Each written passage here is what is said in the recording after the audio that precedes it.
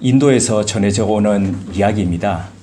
인도에서 19세기 정신적 지도자였던 라마크리슈나 밑에서 오랫동안 수행을 해오던 한 제자가 있었습니다. 근데 그 제자가 어느 날 다급하게 스승에게 내달려왔습니다. 선생님, 제가 드디어 물 위를 걸어서 겐지즈강을 건너게 되었습니다. 스승이 그에게 물었습니다. 그래, 얼마 동안 연습을 했니? 네, 20년 동안 빠지지 않고 매일같이 연습을 해서 드디어 겐지즈강을 건너게 되었습니다. 스승이 또다시 물었습니다. 그래, 그 겐지즈강을 건너는데 배삭이 얼마지? 예, 20루피입니다. 20루피는 오늘날 우리의 환율로 하면은 333원입니다. 스승이 이렇게 물었습니다. 너는 20년 동안 수행을 해서 20루피를 벌었구나. 또 다른 한 제자의 이야기가 전해져 옵니다. 거의 이제 그 어떤 수준에 거의 다다랐던 제자가 하나 스승을 찾아와서 이렇게 물었습니다. 선생님, 어떻게 하면 하늘을 날 수 있습니까? 스승이 이렇게 대답했습니다. 하늘을 나는 일은 새들에게나 맡겨두게나. 어떤 사람이 물 위를 걸어서 강을 건너고 새들처럼 하늘을 날아다니는 것, 그걸 위해서 평생을 수행한다면 이 사람은 어떤 사람일까요? 어떤 사람일까요? 이 사람은 마블 히어로일까요? 드디어 마블 히어로가 수행을 통해서 나오는 것이라고 우린 그렇게 볼 수 있을까요? 어떤 부분에서 자기가 정말 인생을 살아가면서 해야 할 일들, 그 일들은 포기한 채 자기 기분에 따라서 살아가는 자포자기의 사람이라고 할 수도 있지 않을까요? 지난 주일 살펴보았던 것처럼 하나님께서 우리 삶에서 영광을 받으시는 것은 우리가 물을 걸어서 강을 건넌다든지 아니면 새들처럼 이렇게 하늘을 난다든지 이런 것들로 하나님께 영광을 돌리는 것이 아니었습니다. 그것은 우리에게 주신 일상의 삶, 우리의 일터에서 우리의 학업의 장에서 그 일들 속에서 하늘의 빛을 머금고 그 일들을 감내해 가는 것, 감당해 가는 것, 이것이 바로 하나님의 영광을 드러내는 삶이었습니다. 그렇기에 주님께서 바로 다음과 같이 말씀하셨던 이유이기도 합니다. 요한복음 17장 4절을 우리 다시 한번 더 읽어보시겠습니다. 4절입니다. 아버지께서 내게 하라고 주신 일을 내가 이루어 아버지를 이 세상에서 영화롭게 하였사오니. 하나님께서 사람에게 하라고 하시는 일, 그 일을 쉬운 말로 소명이라고 합니다. 부르셨다는 거죠. 콜링이라는 겁니다. 어떤 사람들은 의식주만을 위해서 살아갑니다. 소위 말해서 밥벌입니다. 그런데 이렇게 의식주를 위해서 살아가는 것, 그것을 결코 폄하해서 드리는 말씀이 아닙니다. 그것만을 위해서 살아가는 것, 이런 것이죠. 그런데 어떤 사람들은 동일한 일을 함에도 불구하고 전혀 다른 모습으로 그 일을 하면서 살아간다는 거죠. 다른 말로 표현하자면 소명을 따라서 살아가는 겁니다. 그런데 그 소명을 따라서 살아간다는 것이 결코 쉬운 일이 아니라는 거죠. 그래서 맹자는 고자하 편에서 소명을 따라 살아가는 사람이 얼마나 아픈 것들, 그 고통들을 감내해야 하는지를 이렇게 표현했습니다. 하늘이 장차 어떤 사람에게 큰 일을 맡기려 할 때는 먼저 그 마음과 뜻을 흔들어 고통스럽게 하고 뼈마디가 꺾어지는 고난을 당하게 하며 그의 몸을 굶주리게도 하고 그 생활을 빈궁에 빠뜨려 하는 일마다 어지럽게 하니 이는 그의 마음을 두들겨서 참을성을 길러내어 지금까지 할 수 없었던 일을 할 수 있게 하기 위함이다. 하나님께서 예수님에게 하라고 하셨던 소명 역시도 마찬가지였습니다. 그 일은 쉽게 할 수 있는 일들이 아니었습니다. 그 일이 무엇인지를 오늘 요한복음 17장 2절은 영생이라고 표현하고 있습니다. 에덴 동산을 잃은 일에 사람에게 있어서 그 영원한 생명이라는 것은 요원한 것이었습니다. 늘 바라고 소망했지만 가질 수 없는 것이었습니다. 그러나 사람이 그렇게 가지고 싶다고 한들 그리고 하나님께서 그런 인간을 너무나도 사랑하신다고 한들 하나님 입장에서 그냥 그래 영원한 생명 가져라 라고 주심으로써 해결될 일이 아니었습니다. 왜 그러냐면 사형제의 찬반 이런 부분들을 다 떠났어요. 예를 들어서 어떤 극악한 연쇄 살인범이 있다고 생각을 해보겠습니다. 그런데 그에게 그가 전혀 변화되고 그게 바뀌어지지 않은 그런 상태에서 여전히 사람을 죽이려는 그런 기질들, 그런 성질들을 가지고 있는 사람에게 사회와 격려되지 않은 상태에서 그에게 사람들과 함께 더불어서 살아갈 수 있도록 인권이기 때문에 보장해 준다면 어떻게 하겠습니까? 그의 삶은 더더욱 망가져가고 인간성을 상실해가고 뿐만 아니라 그로 인해서 다른 사람들도 인간성이 그렇게 침해당하고 말살되어 갈 것이 분명하기 때문입니다. 받는 사람의 입장에서 전혀 아무것도 준비되어 있지 않은데 그냥 호의로서 선의로서 준다. 그러면 오히려 그것이 그 사람을 망가뜨리는 그런 수단이 될 수 있다는 거지요. 사람 입장에서 영원한 생명을 받아들일 이식받을 전혀 준비가 되어 있지 않았습니다. 왜요? 이 안에 여전히 자기를 위한 자기가 가장 우선되는 죄성을 가지고 있었기 때문이라는 거죠. 그래서 이 일을 하기 위해서 하나님이 직접 그 사람과 동일한 사람이 되어서 동일한 세상 속으로 들어오셔서 그 일들을 사람으로서 해결해 가실 수밖에 없었다는 겁니다. 이게 바로 하나님의 아들이신 그분이 성육신하신 이유이기도 합니다. 그리고 그분이 그 일을 감내하기에 전혀 그분을 받아들일 준비가 되어 있지 않은 사람들과 그 세상 속에서 해가는 일은 그분에게 고통이었고 아픔이었습니다. 당신의 생명을 담보로 내어놓는 그 일까지도 감내하셨어야 했습니다. 그리고 그분의 뒤를 이어서 성령님께서 사람들의 마음을 준비시키면서 그것을 받아들일 준비를 그렇게 해 가셔야 했습니다. 이런 고통과 이런 힘듦, 이런 것들 속에서 영원한 생명이 사람들 속에 들어왔다는 거지요. 그런데 여기서 생명이라고 할 때의 원어를 보니까 보통 생명이라고 할 때에 자연적인 생명 그리고 물리적인 생명을 표현하는 비오스, 우리 바이오스 하는 거 있죠. 그 여기서 왔거든요. 이 비오스라는 단어가 사용되지 않았습니다. 그러니까 일반적인 우리 생명이라는 그 생명이 사용되지 않았습니다. 대신에 영적인 생명이라고 하는 조에라는 단어가 사용되었습니다. 그런데 이 조에라고 하는 단어는 그냥 단순한 생명을 의미하는 것이 아니라 이 영적인 존재가 하나님과의 관계성 속에서 이루어지는 그 속에서 나오는 생명을 얘기할 때에 쓰는 단어가 조에거든요. 비오스는 앞서 말씀드렸듯이 자연 개체 속에서의 생명입니다. 그래서 우리가 이렇게 수명이라고 할 때 그게 비오스, 바이오스거든요. 하지만 아까 말씀드렸듯이 조회가 하나님과의 관계성 속에서의 생명이라고 했기 때문에 그러면 그 생명이 영속되기 위해서는 어떻게 해야 됩니까? 하나님과 관계를 계속적으로 가져야 그 생명이 지속될 수 있는 거라는 거죠. 그것은 생명이 계속적으로 지속된다, 연결된다는 물리적인 생명 이것과 더불어서 하나님과 함께 한다는 질적인 측면에서의 비오스와 조회는 그런 의미에서 현격한 차이가 난다는 겁니다. 복음 안에서 생명이라는 것은 단순히 우리의 이런 물리적인 생명이 연장된다는 것을 넘어서서 하나님과 관계를 맺어감으로써 영원한 생명에 이르게 된다는 것을 설명합니다. 이를 체험했던 사도 요한은 요한계시록 3장 20절을 통해서 다음과 같이 주님의 말씀을 대언했습니다. 볼지어다 내가 문 밖에 서서 뭐하노니요?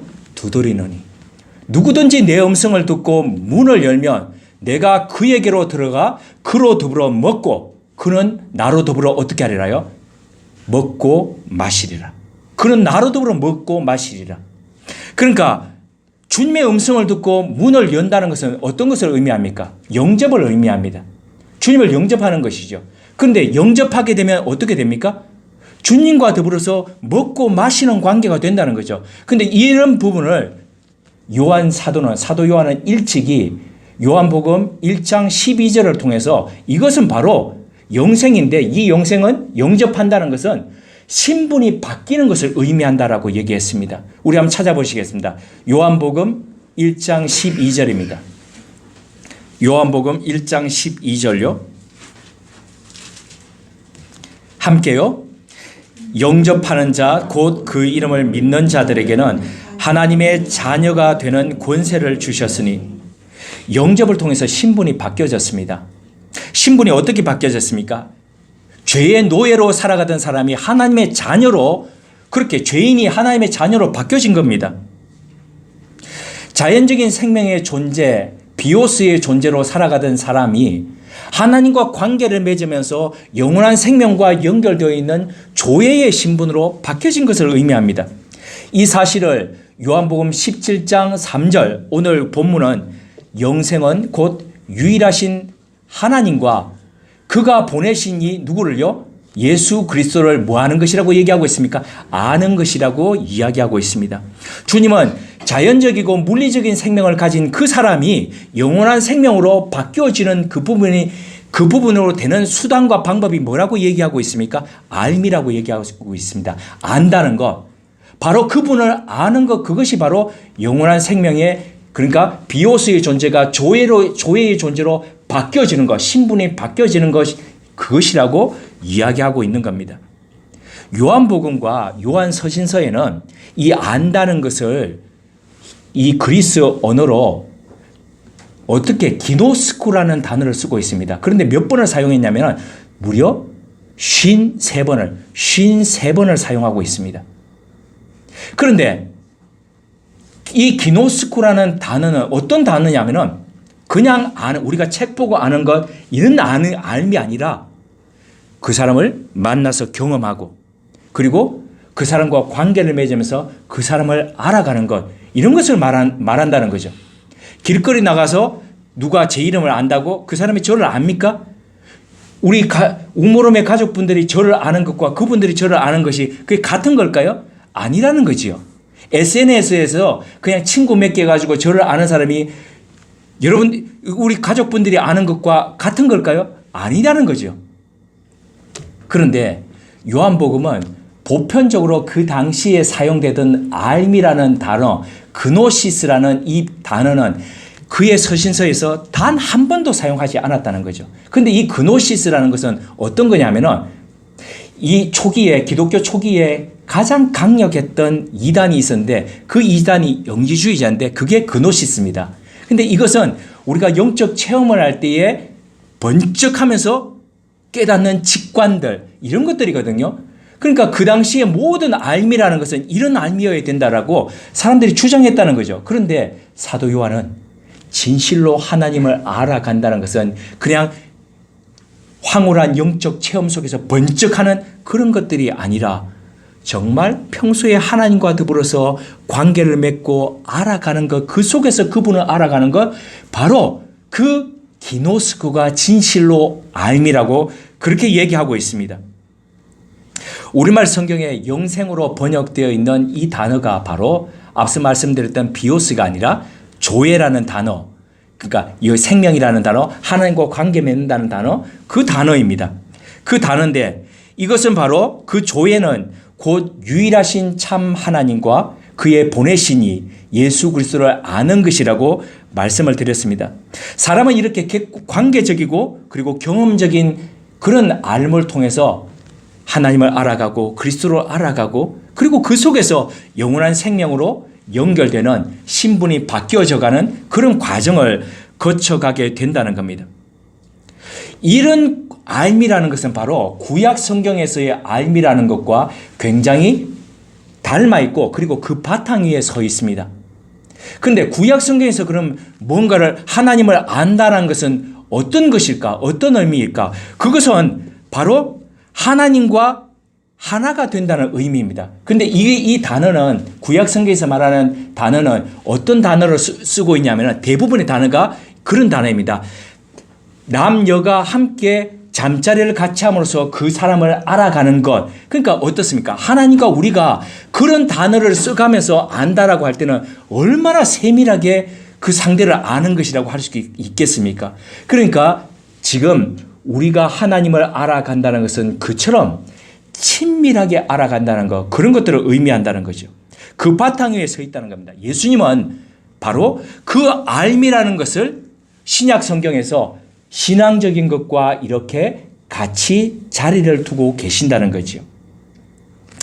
생명의 열쇠는 무수한 사건이나 현상 그리고 일들 속에서 우리가 깨닫게 되는, 우리가 발견하게 되는 그런 지식을 말하는 것이 아닙니다. 생명의 열쇠는 하나님에 대한 신앙이고 바로 예수 그리스도와 그 하나님에 대해서 우리가 함께 만나고 관계를 맺어가고 그래서 그분을 알아가는 것, 이것이 바로 생명의 열쇠가 된다는 겁니다. 2주 전에 양재역에서부터 교회로 오기 위해서 양재역에서 버스에서 내려서 걸어서 이렇게 왔습니다. 오다가 보니까 평소에 구두 뒷굽이 많이 달아있길래 뒷굽 갈아야 되겠다 싶어서 길가에 있는 그 구두 박스 있죠. 그 구두 박스에 들어갔습니다. 들어갔더니 60대 중후반 되는 부부가 열심히 구두를 닦고 그러고 계셨습니다. 그 구두 굽을 갈다 보면 금방 뚝딱뚝딱 가는, 못 설쳐서 가는 게 아니고 떼가지고 제거하고 그리고 본드를 이렇게 칠해가지고 마르기까지 한참을 기다립니다. 그리고 거의 말랐을 때 이렇게 붙여가지고 또 한참을 기다린다는 거죠. 생각보다도 시간이 많이 이렇게 지체되길래 그분들과 더불어서 이야기를 나누게 되었습니다. 제가 먼저 물었습니다. 아니, 어떻게 해서 이렇게 날도 덥고 막 이런데 그렇게 즐겁게 일을 하십니까? 그러니까 그분이 다른 사람의 구두를 닦으면서 저한테 이렇게 얘기합니다. 영원한 세상에 대한 소망과 생명이 있는데 어떻게 내가 즐겁게 내 이 삶을 안 살 수가 있겠느냐라고 이렇게 얘기합니다. 그래서 제가 또다시 물었습니다. 그리스도인인 모양이시죠?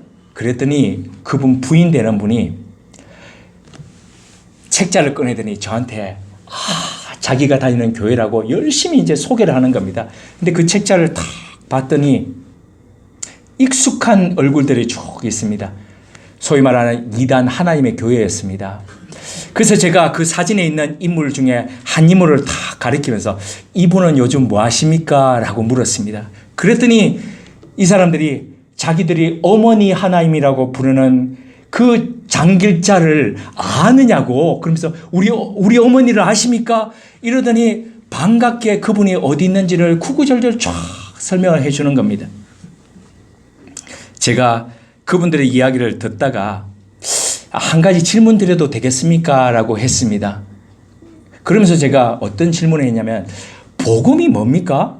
저한테 복음이 뭔지 좀 설명 좀 해주세요. 라고 했더니 두 분이 동시에 그러는 겁니다. 복음이라는 건요, 복된 소식인데 굿뉴스입니다. 이러는 겁니다. 제가 그건 단어풀이고요. 그거 말고 복음이 뭔지 좀 설명해 주세요. 그랬더니 이분이 위에 선반에 있는 성경을 꺼내더니 저한테 성경 보고 말씀드려도 되죠? 제가 아니요. 성경 보지 마시고 아는 대로만 그냥 설명해 주세요. 그랬더니 이분들이 암송하고 있는 구절들을 구절을 꺼내면서 저한테 설명을 하는 겁니다. 그 제가 그분들이 말하는 구절을 앞뒤를 이야기하면서 그거는 그렇게 보실 수도 있겠지만 그러나 앞뒤로 볼 때의 정확한 문맥 속에서 이 뜻은 이런 것입니다. 라고 그렇게 설명을 해줬습니다. 그랬더니 이분 남편이 처음에는 저한테 교수들도 자기한테 못 당한다고 그러고 얘기를 하다가 구절마다 막히니까 저한테 막 얼굴이 상기된 표정으로 막 하다가 이렇게 얘기합니다. 혹시 신천지세요? 저 신천지란 말 처음 들었습니다. 그 이후에 그분들이 성경을 펴고 구절구절 짚어가고 제가 또 앞뒤로 또 설명을 하고 하는 것들이 무려 40몇 분 동안 반복이 되었습니다. 그랬더니 이분이 이렇게 얘기하는 겁니다. 얼굴 표정을 이제 추스리면서 제가 좀 잘 설명을 못하고 열을 내서 죄송한데요. 원하시면 저보다 더 고수를 제가 소개해 드리겠습니다. 그러니까 그분 만나서 좀 얘기를 좀 해보시죠. 제가 시계를 보니까 1시 반에 교회에서 누구를 만나기로 했는데 시간이 5분밖에 남지 않았습니다. 그래서 양해를 구하고 저 지금 빨리 1시 반까지 가야 됩니다. 그리고 구두를 찾아가지고 막 뛰어가지고 나왔습니다. 뛰어서 나오는데 제가 마음이 참 아픈 겁니다. 왜냐하면 그분이 그런 얘기를 했거든요. 자기가 1985년도에 거기에 가게 됐던 게 그 앞전까지 장로교도 다녀보고 성결교도 다녀보고 가톨릭에도 가보고 했는데 참된 복음을 만나지 못했다는 겁니다. 근데 그 하나님의 교회 가가지고 자기가 참된 복음, 진짜 복음을 만났다는 겁니다. 이 얘기하는데 너무 마음이 아픈 겁니다. 떠나오기 전 제가 그분들께 설명드렸던 거 영생이라는 부분, 바로 그 부분이 오늘 본문에 있는 요한복음 17장 3절이었습니다. 영생은 어떤 거요? 곧 유일하신 하나님과 그가 보내신 이 예수 그리스도를 아는 것입니다. 그분들이 유일하신 참 하나님과 정말 예수 그리스도를 제대로 알았더라면 1981년 남편이 있는 상태에서 안상홍이라는 교주를 만나가지고 그 교주와 결혼을 했던 장길자를 어머니 하나님이라고 섬길 수 있겠습니까? 번듯이 자기 남편이 있음에도 불구하고 그렇게 불륜으로 맺어져 가지고 교주가 된 그 사람을 어머니 하나님이라고 그렇게 섬길 수 있겠습니까? 열심히 일하고 그렇게 번 돈으로 열심히 헌금하고 그래서 그 돈으로 선교도 하고 구제한다고 간증 아닌 간증을 하던 그분들의 그 목소리가 너무 안타까웠습니다. 그리고 무엇보다도 교리와 가르침으로 사람들을 미혹하게 해서 사익을 취하는 그런 이단의 가르침들에 분노하지 않을 수 없었습니다. 하나님을 안다는 것은 올바른 올바른 지식에 기초한 것입니다. 그리고 그 알은 지식으로만 단순히 저장되는 것, 그 그노시스가 아닙니다. 그것은 하나님과 오랫동안 점점 계속 경험적으로 축적해가고 알아가는 것, 바로 그겁니다. 그 관계성 속에서. 우리 오랫동안 알았던 분, 그런 분들이 어떤 일들에 있어서 왜 뉴스가 되거나 소문이 나거나 그럴 때에 우리 그러지 않습니까? 그분 그럴 뿐이 아니야 그러지 않습니까? 어떻게 아십니까? 어떻게 그렇게 얘기하십니까? 우리가 경험적으로 그분을 계속해 봤을 때에 그럴 거 아니라는 거죠. 그죠? 아니라는 겁니다. 하나님 마찬가지입니다. 그래서 혹이나 우리가 경험적으로 축적해서 쭉 관계를 가져왔던 그 하나님이 내 생각에 다른 일들을 하시고 다르게 어떤 일들을 일어날 때도 하나님 다른 뜻이 있으시겠지. 내가 모르는 게 있겠지. 이렇게 그 하나님을 생각하고 기다리게 된다는 거지요. 우리는 이렇게 하나님을 알아가기 위해서 성경 공부를 해가고 또 어떻게 해요? 말씀을 듣고 기도도 해갑니다. 하나님은 당신을 만나고 교제하기 위해서 우리에게 이렇게 하라고 말씀하십니다. 예레미야 29장 13절입니다. 예레미야 이사야서 중간을 딱 하시면 이사야서 다음에 예레미야 29장 13절입니다. 예레미야 29장 13절 함께요. 예레미야 29장 13절입니다. 너희가 온 마음으로 나를 구하면 나를 찾을 것이요 나를 만나리라. 온 마음으로 하나님께 만난다는 건 뭡니까? 그런 마음, 간절한 마음으로 하나님 앞에 나아가는 것입니다. 그럴 때 하나님은 어떻게 해요? 우리를 기꺼이 만나 주신다는 겁니다. 하나님 만난다는 겁니다. 우리는 그런 온 마음으로 하나님께 나아가면서 하나님을 만날 준비를 해가는 것입니다. 이렇게 하나님을 만나기 위해 기도하는 것 이외에 하나님을 알아가는 또 다른 방법이 바로 말씀을 듣는 것이죠. 말씀을 배우고 말씀을 알아가고 말씀을 듣는 것입니다. 말씀을 통해 알아가는 이곳에는 바로 성령님의 조명이 필요합니다. 조명이라는 것은 비춰주는 거지 않습니까? 우리가 어두운 곳에서 글을 읽기 위해서 책을 폈는데 보이지 않을 때에 한 빛이 이렇게 스탠드를 켜면 쭉 비춥니다. 보입니다. 마찬가지로 우리가 하나님의 말씀을 펴서 알아갈 때에 미처 깨닫지 못하는 부분을 성령님께서 그렇게 비추어서 깨닫게 하시고 기억나게 해 주신다는 겁니다. 그럴 때에 어떻게 우리가 읽었던 우리가 들었던 그 머리에 있던 그 말씀이 어디로 내려옵니까? 우리의 가슴으로 내려옵니다. 우리의 가슴에 다가왔던 이 말씀은 어떻게 해요? 우리의 마음을 변화시켜서 그 일이 우리의 손과 우리의 발로 드러나게, 다른 말로 표현하면 우리의 삶으로 그렇게 살아가도록 그렇게 견인토록 해 주신다는 겁니다. 그래서 정말 하나님의 그 말씀을 가슴으로 살아가고 머리에서 가슴으로 살아가는 그 사람은 삶의 현장에서 하늘의 빛을 먹었던 그 삶의 현장에서 주어진 소명을 다 살아가기 위해서 어떻게 해요? 치열함이 배어 있다는 거죠. 그렇다면 우리는 어떻습니까? 하나님을 알아가기 위해서 우리는 어떻게 구하고 있습니까? 우리가 온 마음으로 찾는다면 하나님께서 만나 주신다고 하셨는데 우리는 얼마나 하나님을 자주 만나고 있습니까? 비록 우리는 일주일에 한 번 드리는 예배이지만, 같이 함께 모여서 드리는 예배이지만 주중에 마음만 먹는다면 어떻게 해요? 탁월한 설교자, 저처럼 버벅 그러지 않는 탁월하고 유창한 성경에 대해서 그런 설교자를 각종 매체를 통해서 수도 없이 접할 수 있습니다. 그런데 우리는 그렇게 접했던 그 말씀을 우리의 가슴으로 어떻게 표현하면서 살아가고 있습니까? 오늘날 그리스도인들의 많은 문제의 원인들이 다양할 수 있습니다. 그러나 그 많은 원인들의 가장 근본적인 것을 들려면 그것은 하나님을 알지도 못하고 알지도 못하는데 또 어떻게 해요? 알아가려고도 하지 않는 것입니다. 학생이 자기에게 주어진 전공에 있어가지고 그것을 알려고도 하지 않고 어떻게 해요? 알지도 못하고 알지도 못하는데 어떻게 해요? 알려고 하지 않는다면 그게 자신의 전공이 될 수 있겠습니까? 아니지 않습니까? 그냥 학교만 다니는 것이지 않습니까? 마찬가지입니다. 그리스도인이 하나님에 대해서 알지도 못하는데 알려고 하지 않는다면 어떻게 하나님의 말씀을 우리의 삶으로 우리 일상에서 그렇게 표현하고 살아갈 수 있겠습니까? 부와 성공과 행복과 건강에는 굉장한 우리의 관심과 마음을 들이고 비용을 들이고 살아가고 있습니다. 그런데 이 하나님을 만나고 교제하는데 우리는 얼마나 우리의 마음을, 우리의 여러 시간들을, 우리의 물질을 들이면서 그렇게 살아가고 있습니까?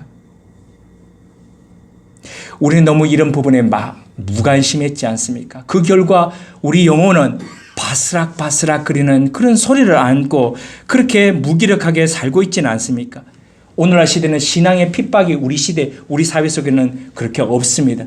그런데 이런 신앙의 핍박이 사라진 오늘날 우리 사회에 가장 안타까움이 있다면 그것은 바로 하나님과 함께하는 형식만 남아있다는 겁니다. 형식만 덩그러니 남아있는 이 속에서 우리는 정말 그 안에 내용이 없어진 그런 속에서 살고 있다는 것이요. 그러다 보니까 영원한 하나님 나라를 하나님과 더불어서 살아가는 그 조예의 삶은 없고 덩그러니 일상적인 그냥 이 육체적인 삶, 바이오스의 삶만 그냥 그렇게 살아가고 있지는 않습니까? 하나님을 경험으로 관계로 알아가는 기노스코의 삶, 바로 그 삶이 우리에게 필요합니다. 2019년 가을에 문턱이 시작되었습니다. 우모름의 가족님들은 이 가을에 무엇으로 어떤 알무로 우리의 머리를 우리의 가슴을 채우면서 그렇게 살아가시렵니까? 어떤 마음으로 주님께 우리의 마음을 드리고 그분과 친분을 맺으면서 살아가시렵니까? 가을이 되면 어김없이 떠오르는 시 한 편이 있습니다. 그것은 바로 김현성 시인의 가을의 기도입니다. 그 기도를 낭독을 해드림으로 마무리하고자 합니다. 가을에는 기도하게 하소서. 낙엽들이 지는 때를 기다려 내게 주신 겸허한 모국으로 나를 채우소서. 가을에는 사랑하게 하소서. 오직 한 사람을 택하게 하소서. 가장 아름다운 열매를 위하여 이 비옥한 시간을 가꾸게 하소서. 가을에는 홀로 있게 하소서. 나의 영혼 굽이치는 바다와 백합의 골짜기를 지나 마른 나뭇가지에 다다른 까마귀같이. 함께 기도하시겠습니다. 하나님 아버지, 태풍의 거친 손이 핥히고 지나간 자리에도 결실의 계절은 오고 있습니다. 생채기 난 가지와 이리저리 찢겨 있는 잎들을 돌아보며 쓰러진 벼를 일으켜 세우는 농부의 마음으로 이 가을엔 무너진 우리 신앙의 기본과 기초를 새로이 세워가는 계절 되게 하옵소서. 가족과 주변의 누군가를 위해 기도하는 즐거움을 누리게 하시되 무엇보다도 기꺼이 만나주실 주님과의 친밀한 교제를 나누는 기도의 계절 되게 하옵소서. 이 가을엔 주변 사람들의 말에 귀 기울이지 않던 우리 교만이 사라질 뿐 아니라 겸허한 마음으로 하나님께 경청하는 그리스도인 되게 하옵소서. 그리하여 선지자 호세아의 외침처럼 힘써 여호와를 알아가게 하심으로써 우리 안에 참 생명이 넘쳐나게 하시고 영생을 누리고 흘러가게 하는 생명의 부양자 되게 하옵소서. 특별히 이번 주간에 있는 추석 명절 기간에 하나님을 경험으로 관계로 아는 사람의 여유와 관대함으로 함께하는 가족과 친지들을 대하며 사랑하게 하옵소서. 예수님의 이름으로 기도드립니다. 아멘.